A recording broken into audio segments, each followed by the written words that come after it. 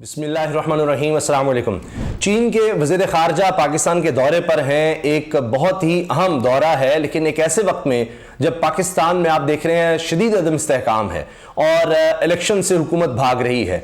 वक्त इसका वैसे भी पूरा होने वाला है। ऐसे वक्त में चीन के वज़ीर ख़ारजा का दौरा बड़ी अहमियत इसलिए भी इख्तियार कर गया है कि हाल ही में शहबाज राना साहब, जो एक्सप्रेस पे प्रोग्राम भी करते हैं, मईशत के हवाले से बहुत गहरी नज़र रखते हैं, और उन्होंने जो बात की है कि अब पहली दफा हो रहा है कि चीन जैसा हमारा दोस्त, तारीख में पहली दफा है कि अब वो भी आर्बिट्रेशन यानी आलमी इदारों के पास, आलमी अदालत के पास जाने की सोच रहा है पाकिस्तान के खिलाफ। ये इतनी खतरनाक सूरत हाल है। ये भी खबरें आपने देखी कि 58 बिलियन डॉलर का मंसूबा गवादर से काशगर तक, यानी पाकिस्तान की साहिली इलाका यानी गवादर पोर्ट, वहां से चीन तक, जो पाकिस्तान चीन की सरहद है, वहां तक रेल ट्रैक का मंसूबा चीन में इस वक्त जेर बहस है। और ये जो बेल्ट एंड रोड इनिशिएटिव है चीन का, उसका सबसे महंगा मंसूबा कहा जा रहा है, 58 बिलियन डॉलर का। यहां से रेल लिंक, ताकि चीन यहां से सारी अपनी इंपोर्ट एक्सपोर्ट यहां से कर सके गवादर से, क्योंकि वहां पर आप देखिए दूसरे जो रास्ते हैं समंदर के, वहां पर उसको मुश्किलात का सामना हो सकता है। वैसे भी अमेरिका क्वाड बना चुका है कि किसी भी वक्त हम चीन को तंग कर सकें समुद्री उसकी हदूद में, और यानी समंदर से उसकी तिजारत, ज़ाहिर है सारी तिजारत तो समंदर से होती है। तो चीन की सारी तो इकोनॉमी, और हर आप देखिए जो मुल्क है जिसमें साहिल मौजूद है, वहां तो सारी इकोनॉमी उनकी वहीं पर डिपेंड कर रही होती है। तो अब इसलिए चीन के लिए बहुत ज्यादा जरूरी है। लेकिन मुल्क के हालात क्या हैं और चीन की सोच क्या है, यह जानना बहुत जरूरी है। खबरें मैंने आपको बता दी हैं। दौरा है, उससे पहले आपने देखा आर्मी चीफ चीन के दौरे पर गए, उसके बाद जाकर चीन के वज़ीर ख़ारजा पाकिस्तान आते हैं। इससे पहले वो पाकिस्तान नहीं आए मौजूदा दौरे हुकूमत में। जब से हुकूमत आई है, चीन के वज़ीर ख़ारजा ने पाकिस्तान का दौरा नहीं किया था। आर्मी चीफ ने चीन का दौरा किया। अब पहले पाकिस्तान अमेरिका से भी असला लेता था, अब चीन से बहुत ज़्यादा पाकिस्तान के ताल्लुकात हैं, असले के हवाले से, दिफाई ताल्लुकात, और वैसे भी हमेशा से चीन के साथ पाकिस्तान के ताल्लुकात बड़े बेहतरीन रहे हैं। अब चीन और रूस, ये एक तरह से आप देख रहे हैं पूरी दुनिया इस चीज़ को अब मान रही है कि ये एक ब्लॉक की तरफ जा रहे हैं अमेरिका के हवाले से। और चीन और अमेरिका के ताल्लुकात जो हैं वो ख़राब हैं, वो किसी से ढकी छुपी बात नहीं है।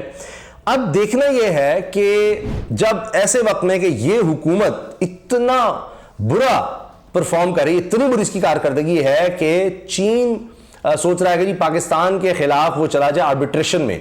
ये शहबाज राना ने एक्सप्रेस न्यूज़ पे रिव्यू अपने प्रोग्राम में खबर दी है, और उसकी वजह यह है कि जो उनके प्रोजेक्ट्स हैं उसकी रकम नहीं दी जा रही, जो उनके यहाँ कंपनीज हैं उसकी। ये इतनी खौफनाक बात है, जबकि चीन इस मुश्किल वक्त में भी रोल ओवर भी कर चुका है जो डॉलर्स हैं, लेकिन IMF से फिर भी बात नहीं बन रही। अब फिर खबर आई है, मेहताब साहब ने खबर दी है कि जी वो जंग में भी न्यूज़ में छप गई है कि IMF कह रहा है कि अभी तक जो हमारा मुकम्मल प्रोग्राम है वो तभी आगे बढ़ेगा जब जो फाइनेंसिंग है वो मुकम्मल हो जाएगी। यानी सऊदी अरब से भी $2 अरब डॉलर, UAE से भी यकीन रहने के बावजूद अभी भी काफी नहीं है।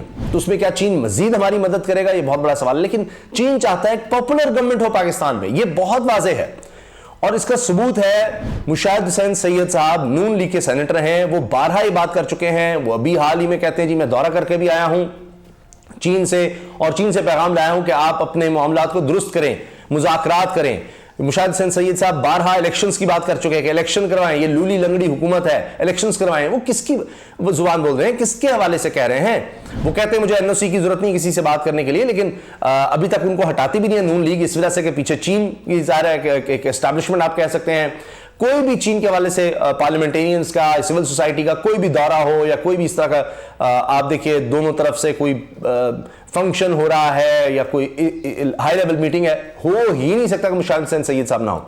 मुशाहिद हुसैन सैयद साहब चीन से आकर कहते हैं जी मैं ये पैगाम लाया हूं, वो इलेक्शंस की भी बात करते हैं। तो उससे नजर आ रहा है कि वो बात जो हारून रशीद साहब कर चुके हैं कि सर्वेज हुए हैं, और ये तो तमाम जितनी भी एम्बेसीज होती हैं या मालिक होते हैं वो सर्वेज करवा रहते हैं, कौन सी गवर्नमेंट है, कौन सी पॉपुलर है, आगे क्या होना है। तो उसमें इमरान खान साहब बहुत आगे नजर आ रहे हैं मकबूलियत में, सर्वेज में, इलेक्शन जितने भी हुए ज़मीनी उनमें देख लीजिए। और इसके साथ साथ आप जल्द से जुलूस, रैलियां देखें, अब भी रैली की देखिए कॉल है, रैली के दौरान आप देखिए इमरान खान साहब कोई और पार्टी ऐसे कर सकती है? मुसलसल सड़कों पर उन्होंने अपनी पावर दिखा दी है। फिर यह बात भी बहुत ज्यादा डिस्कस हो रही है थिंक टैंक्स में कि चीन ने बड़े वाजे देखा है, साइफर वाला मामला आपके सामने है कि कहा गया इमरान खान को हटा दें वरना कॉन्सिक्वेंसेज होंगे, हट गया तो आपको माफ।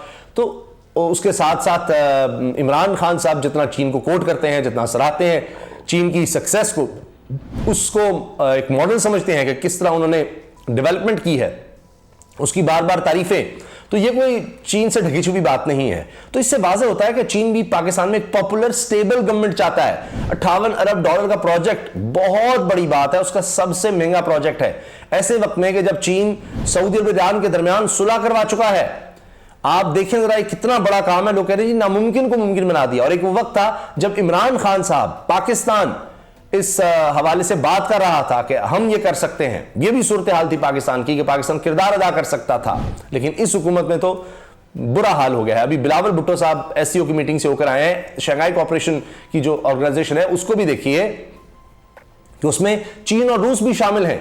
और वो एक इलाकाई, जिस तरह नेटो ने बनाई थी रूस के खिलाफ, ये एक इलाकाई ताबन की तंजीम है जिसमें कल को मुश्तरका यानी फौज का कॉन्सेप्ट, मुश्तरका दिफा का कॉन्सेप्ट भी आ सकता है आगे चल के। लेकिन अभी तो ये एक इलाकाई ताबन की है, तिजारत के हवाले से है, लिंक्स के हवाले से है, तो उसको भी देखना है। तो चीन के और रूस के सदर के दरमियान हालिया जो मुलाकात हुई थी उसमें एक वीडियो बड़ी वायरल हुई थी कि जहां ये बात हो रही थी कि जी हमने अब 100 साल की जो इजारादारी है उसको खत्म करना है। तो उनका इशारा अमेरिका की तरफ था, सब ये कह रहे हैं। तो ये जनाब सूरत हाल है। तो अब चीन तो लगता है वज़ीर ख़ारजा, ज़ाहिर है मीटिंग्स हो रही हैं, जो खबरें हैं मैंने आपसे डिस्कस करती हैं।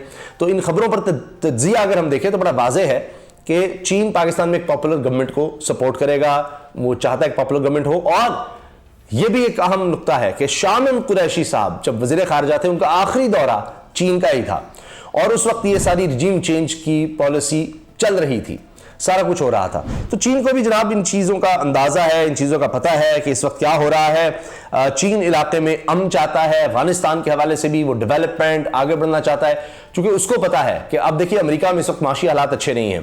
तो चीन ने साबित किया है कि अगर आपने आगे बढ़ना है, आपने ताकतवर होना है, तो पहले आप माशी तौर पर ताकतवर होंगे तो फिर ही आप आगे बढ़ सकते हैं या दुनिया में अपनी धाक बटा सकते हैं।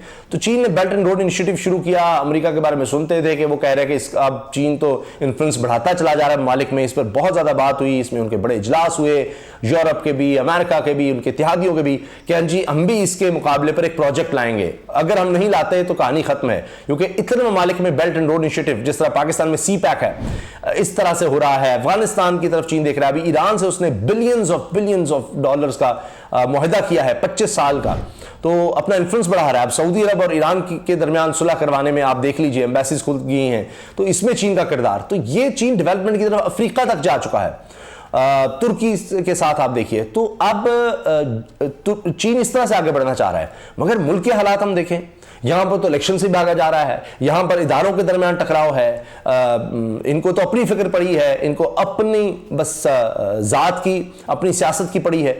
तो चीन इस माहौल को ठीक करना चाहता है। अगर वो सऊदी अरब और ईरान के दरमियान मामला ठीक करवा सकता है, तो हमारे यहां पर जो पार्टीज हैं, तो क्या वो उनको पैगाम नहीं दे रहा होगा कि मामला को सुलझाएं और एक स्टेबल इस्तेहकाम के साथ स्टेबल गवर्नमेंट की तरफ बढ़े, तभी मामला आगे बढ़ सकते हैं। चीन, हर मुल्क को अपना इंटरेस्ट होता है, दोस्ती अपनी जगह।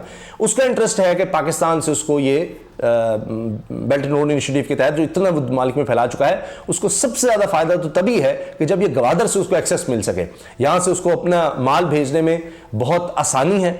दूसरा रास्ता जो है बहुत तवील पड़ता है, खर्चा बहुत ज्यादा है, उसमें रिस्क भी है, कभी भी जनाब वो रास्ता बंद हो सकता है। तो चीन को ये खदशा है कि अमेरिका ये काम ना करे कि समुद्रों से उसके रास्ता बंद करने की कोशिश करे किसी भी हवाले से, और बाकी दीगर ममालिक जो हैं उसको वो साथ मिला चुका है। तो ये जो गवादर वाला है इसको वो आगे बढ़ाना चाहता है, और सोच तो ये नजर आ रही है, लेकिन वो तब तक नहीं हो सकता जब तक कि पाकिस्तान में स्टेबल गवर्नमेंट ना हो। और इलेक्शन की सूरत में फ्री एंड फेयर इलेक्शन होते हैं, तो उस सूरत में इमरान खान साहब की जीत यकीनी नजर आ रही है।